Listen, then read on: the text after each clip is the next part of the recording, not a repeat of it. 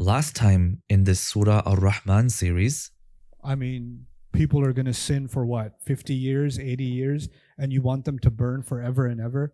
That doesn't sound like very merciful. It sounds sadistic and cruel. It sounds like torture. It sounds, the last thing that comes to mind is love and care, right? So this is a logical question many have in their mind. And they have trouble understanding Allah's rahmah when put in this perspective. Well, this surah is actually, one of its goals is to answer that question. Ar-Rahman allama al-Qur'an.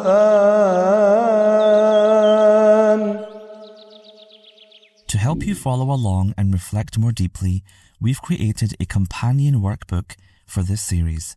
Download it at bayyina.com/Rahman. خلق الإنسان.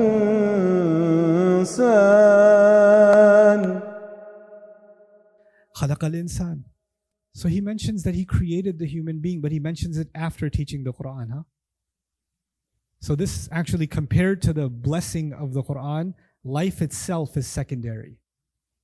Our life is actually a secondary blessing, a secondary act of love and care from Allah compared to the Quran. And why? Because life is meaningless without the proper instruction manual, without purpose. Purpose is more important than life itself. Life is not accidental. The atheist argues life is accidental. We just happen to be. We don't believe that. We believe we came here for a purpose. And the purpose even takes priority over our, and if we don't have purpose, then our life has no meaning. Which is why the atheist is comfortable saying life has no meaning. They're okay with that. We say life has meaning, and if we say that, then we mean purpose is more important than even life itself. And that's why Allama al-Quran comes before Khalaq al-Insan. But we have to understand that there's deeper connections here. The first word was Ar-Rahman. This is Khabar Than lil-Rahman. Ar-Rahmanu Khalaq al-Insan. Have you ever heard people say, I didn't ask to be created. I didn't ask to be brought here. Why am I stuck here? You seen that attitude? I refuse to believe in a God. Fine. Even if you refuse to believe in a God, you're still stuck on this planet. You want to get out of your skin somehow? Try uploading yourself into a Amazon web server or something. You can watch sci-fi movies where you're transferring consciousness into a computer, into AI, but until then, you're stuck in the physical realm, not the digital realm. Human beings, whether we accept God or not, we at least have to acknowledge we are limited and caged. We're caged by the body we're put in. We're caged by the atmosphere that's been created for us. It's a giant cage, but it's still a cage. Beyond the oxygen, we can't go, except for Bezos, right? So, even then, he's going to run out and come back down. How far are you going to go? We're limited. We're controlled. Now you could say this is a trap. I don't want to be here. I don't want to. And then we age and we die, and all of this bad stuff happens on this planet. And Allah is answering that question by saying, actually, the one who created you out of the utmost love and care. Like it is His incredible love and care that He created your body the way that He did, your brain the way that He did, your tongue the way that He did, your face the way that He did, your hands, your limbs. The human being, the way that human beings have been designed, is actually a manifestation of Allah's love and care. Intricate details have been taken care of in the way that we've been created. If human beings just contemplate their own creation, we would realize how much Allah loves us. You know what happens? We become entitled. When we become entitled, human beings easily forget. Kids are an easy example. If you don't give kids any toys for a while, then even if you give them a broken old toy, what are they going to do? Oh my God, this is the one wheel. If you give a kid gifts every day, guess what happens? Not only do they not like any gifts anymore, they become spoiled and ungrateful, and their attitude gets nasty, and they start acting up, and Because when you give too much and they have no value, they start talking back to their parents. When parents give children everything they ask for, because the worst thing that you can do as a parent, by the way, is give your child everything they ask for. Because pretty soon, they're going to be the Fir'aun and you're going to be the Bani Israel enslaved. You know, I'm hungry. I don't want to eat there. I'm not going. You're like, okay, well, whatever you feel like, you know. This, Allah gives and He gives and He gives, and guess what happens? People become entitled. And the amount of audacity it takes to say, I didn't ask to be created. I didn't ask to be alive. Why are you so depressed? Because I used to have a lot of friends and now they don't like me. Or because she left me or he left me. That's why the universe shouldn't have created me. You see how like absurdly petty we become, and this is what happens when purpose is missing. By the way, when purpose is missing, the smallest thing becomes your purpose. And when that smallest thing goes this way or that way, I don't want to exist. I don't want to believe in God. I don't want to believe in anything because I didn't get my way. Ya Allah. This is when human beings forget who made the Ar-Rahman made you with guidance. When you follow that guidance, you will not live a miserable life. And this is an incredible secret in the Quran. You know, Allah doesn't talk about happiness in the Quran. People come ask me, Ustad, can you tell me some ayahs about how to be happy? You know why? Because in the modern age, in the postmodern age, happiness is a goal. You know that, right? Happiness is a goal now. So how to be happy, videos have very high views. Watch this and you will be happy. You know, how to find happiness in your life. Oh my God. And everybody's got some, Hadith Abu Jahl, TikTok, on finding the secret to happiness. What is the Quran? The Quran is not talking about happiness. What's the Quran talking about? Purpose. You know why? Because when you live a life of purpose, then you get some byproduct. And you know what the first byproduct of that is? Happiness. Happiness is not a goal, it is a byproduct. Actually.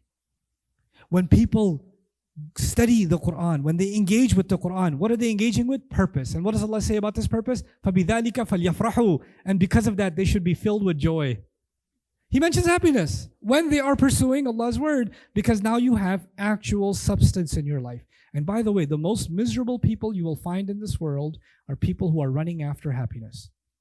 The one thing they don't have is happiness. Like, why can't I just be happy? I feel like something's missing. Yeah. Something's definitely missing. When Allah gave us the Quran, He knew our emotions. He knew, my psychological tendencies, my weaknesses, my strengths. He knew all of that, and He took all of that into consideration and then gave me the Quran. He says, أَلَا يَعْلَمُ مَنْ خَلَقَ. Doesn't He know who He created? So the Quran is actually taking into consideration, you say, I feel like my mother doesn't understand me. I feel like nobody gets me. I feel like, okay, you know what? Nobody does get you. You know someone who does get you though? Is Allah. And after getting you, He taught you the Quran. Like after getting you. So when you study His word, you're learning from someone who gets you inside and out. He sees from deep within you to the outside. Parts of you that nobody else knows about, He knows about them. He knows them inside and out. And then He gave you this word. Because He knows exactly what you need to hear. What we develop this individualistic attitude? Yeah, I know it says it in the Quran, but I have a special situation. I have a different problem. Everybody wants to be different. You know what that is? You want Allah to give you revelation directly for you. Because what Allah gave isn't special enough for you. You're too special for the Quran. This is actually the attitude. Watch out. You don't say it, I'll say it for you. I'll say it for you. This attitude is just masking, very thinly masking one thing. I am too exceptional for the exceptional word of Allah. And that's why I don't come to Allah's book. That's why I don't come to it. I want Allah to answer my questions on my terms. Like Allah owes me an answer. You know where this comes from? This comes from what's that? Siri and Alexa and Google and AI now, they're there to answer whose questions? Your questions. And what do we do with the Quran? Tell me what the Quran says about raising children. Tell me what the Quran says about women. Tell me what the Quran says about this. Tell me what the Quran says about that. Really? The Quran is your Google now. It's your chat GBT. It's there to answer your question. Allah is the one asking the questions. فَبِأَيِّ آلَاءِ رَبِّكُمَا تُكَذِّبَانِ فَبِأَيِّ آلَاءِ رَبِّكُمَا تُكَذِّبَانِ. Who's asking the questions? It's Allah. He made you. He's giving you a sense of purpose by asking you pointed questions. And here you and I think, we're in a position to be the ones asking the questions. We're the ones that have, until our curiosities are met, until we are impressed, I'll hear the answer, then I'll decide how many stars to give the answer. You know, subhanAllah, how far we've come. He says He created the human being, and He knows human beings can go very dark ways if they lose sight of guidance. And that's why He gave them the Quran. So now, on the one hand, He says, لَقَدْ خَلَقْنَا الْإِنسَانَ فِي أَحْسَنِ تَقْوِيمٍ. Human beings have amazing potential. They were created in the most beautiful form. And He says, لَقَدْ خَلَقْنَا الْإِنسَانَ فِي كَبَدٍ. Human beings were created in toil and labor and difficulty and stress and anxiety. All of that is inside the word kabad. Then He says, خُلِقَ الْإِنسَانُ ضَعِيفًا. He created the human being weak. Human beings were created weak. So He knows that we're weak. He knows we're stressed. He knows we're under a lot of pressure. Then He talks about men in particular. He says, زُيَّنَ لِلنَّاسِ حُبُّ الشَّهَوَاتِ مِنَ النِّسَاءِ وَالْبَنِينَ. Men were, what was beautified for men was their desire for women and children and piles of wealth, of gold and silver, and then branded horses or horsepower, right? And then cattle, which means investments that breed more wealth. Because the cow gives you milk and then it gives you calves and then they give milk. Investments that compound on themselves, right? ROI, right? An'am. And then harth, return on investment, the bonus at the end of the year. That's al-harth. This is what was beautified for men. He knows all of that, and knowing all of that, He gave the Quran. Knowing all of it. So when He says خَلَقَ الْإِنسَانِ, is a very loaded statement. He created the human being, and so He's in a best position to tell human beings how to live the best kind of life they can. That's خَلَقَ الْإِنسَانِ. Now, finally. علمه البيان.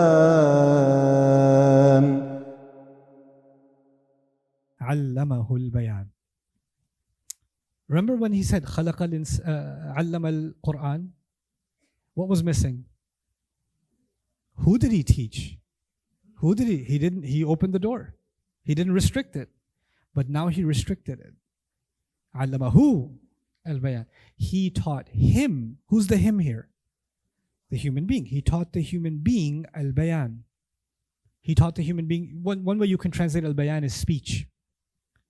But not just speech. I mean, birds have speech. Penguins have speech. Monkeys have speech. Bayan also means eloquent speech, beautiful speech, poetic speech, philosophical speech, scientific speech, mathematical speech.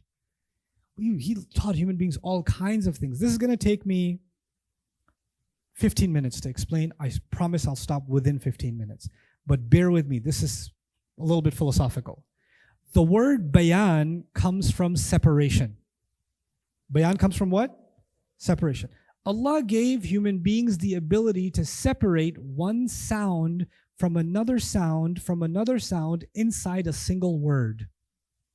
So when I say word, the W and the O and the R and the D all play a role in a single word. I separate each sound, don't I? So actually, clarity in speech comes from the fact that every syllable can get separated. Birds cannot separate their syllables. Lizards can't separate their syllables. Human beings can distinguish sounds one from another inside every word of every sentence, can't they? Now, when sentences come together, they form what? Or words come together to form a sentence. And then we can separate one sentence from another sentence. If you're hearing a monkey go, ah, ah, ah, ah, you don't know where the sentence started, where it ended. But when a human being speaks, you can say, oh, that was one sentence. Then there was another sentence. Then there was another sentence. Is that true or no? Human beings can take 2 or 3 or 4 or 5 or 500 separate ideas and organize them, separating them from each other and then combining them, like letters in a word, like words in a sentence, like sentences in a paragraph, like paragraphs in a chapter, like chapters in a book, like book in a set of volumes and volumes in a library. My God, we were able to create the repository of human language or human knowledge because we were given the ability to what? Separate. To the point where now you're doing a PhD in mechanical engineering or quantum physics, and even now you are learning distinct definitions for things, each one separate from the other. And that is how you specialize in your field, by separating one concept from another, from another, from another. This is so incredible that human beings were now given the ability to actually think about things and talk about things that they've never even seen. The physicist is talking about dimensions that he or she has never seen. Einstein was talking about, energy that he had never actually seen. And then decades after Einstein, experiments were starting to illustrate what he put on a piece of paper, that he's just jotting down notes and formulae and calculations that he's never actually seen. Other creatures can only observe and learn based on what? Based on seeing. If they can't see it, they can't abstract the thought. Human beings can imagine and can use analytical skills to actually leave the seen world and enter the unseen world. And we do it all the time. We do it in the world of physics. We do it in the world of biology. We do it in the world of chemistry. We do it in all these worlds. We do it in the world of history. You can look at ruins and you can reconstruct what the empire used to look like. That's what human beings are able to do. No other species can do this. Allah taught the human being a unique quality, the ability to separate and therefore compile knowledge and therefore leave a repository of knowledge, and the next generation comes and takes that repository and builds something a little bit better, and the next generation a little bit better. They were the same human beings that put together a stick with 2 wheels, rock wheels on the side. Right? Those were also human beings. And where we are now is just an increment based on that first knowledge that was built one on top of the other, on top of the other, on top of the other. What started with Adam alayhi salam, وَعَلَّمَ آدَمَ الْأَسْمَاءَ كُلَّهَا. When Allah says عَلَّمَهُ الْبَيَانِ, Allah is describing a quality of human beings that no other species can even come close, not even the jinn. Nobody has it like we do. We can make poetry, we can talk about emotions, we can talk about unseen galaxies and universes. We can use this imagination and this ability to analyze to fill in all kinds of blanks. And this was an important ability for human beings to develop what we've developed, right? But here's one piece. If human beings can use this ability to project into the unseen, like they do in physics, like they do in history, then they were given this ability so they can use it to analyze the limits of how far they can think. There are some questions they're never going to be able to answer. And those questions can only be answered when you realize the limit is drawn for you, and that answer comes from where? It comes from revelation. It comes from Allah. Human beings were given this ability, so they reach their maximum and then realize the only way past this is if some gift comes from Allah. وَيُعَلِّمُكُم مَا لَمْ تَكُونُوا تَعْلَمُونَ. He teaches you what you couldn't possibly have known yourselves. He teaches you something there was no possibility for you to know. So this remarkable statement, عَلَّمَهُ الْبَيَانِ, sets human beings apart. And it's as if Allah is saying, this is the ultimate skill of a human being that made the human being worthy of being given the Quran itself. Now we've got 4 things. Allah's most extreme rahmah. We've got Allah's most extreme rahmah for us, the Quran, and the way that it's taught. Then we've got Allah's most incredible creation, which is what? The human being, fi ahsani taqweem. And then we've got the human being's most incredible ability, which is what? Speech. And if you combine all 4, it's as if once we attained our ability of bayan, then the ultimate use of that bayan was to go back and discover Ar-Rahman by learning the Quran, because had we not learned bayan, we would have never been able to learn the Quran. And only then will we realize why we were created. So there's a cycle created in these 4 ayat. It's this bayan that will take us back to Ar-Rahman, Allama al-Quran, Khalaqa al-Insan, and then it will improve our bayan. So it's absolutely fascinating. And all of the languages that human beings speak, all of them are covered in this ayah. You know that? Who did Allah teach speech to? Adam alayhi salam. Allama Adam al-Asma. We're all children of Adam alayhi salam. Whatever language he spoke, the Adamic language that he spoke, he taught it to his kids. They taught to their kids. They taught to their kids until they moved away from each other. And they developed dialects and variations of variations in all languages in the world. Whether it's out in Australia, in the Aborigines, or it's the deep ends of Southeast Asia, the Taiwanese, the ancient Chinese language. Whatever language is being spoken is actually a child of the language that was given to Adam alayhi salam. And it's as if the climax of all of those languages was actually Allah's own gift of language, which is the Quran. Allah is speaking here. And so this final challenge from Allah was, all human beings can speak, all human beings can produce literature, all human beings can study science and all of it. Let all human beings come together and produce something that can even come close to the Quran. Let them do it. Let them try. And you could say, the Quran is just a book. Yeah, it's not just a book. Remember, it's not just information. What is it? It's transformation. It's transformation. And the transformation that the Quran brought and continues to bring will never be matched with anything else that in this sustained way. I often give the example as I leave you guys. New music comes out. A new movie comes out. It becomes all the rage. Everybody's watching it, right?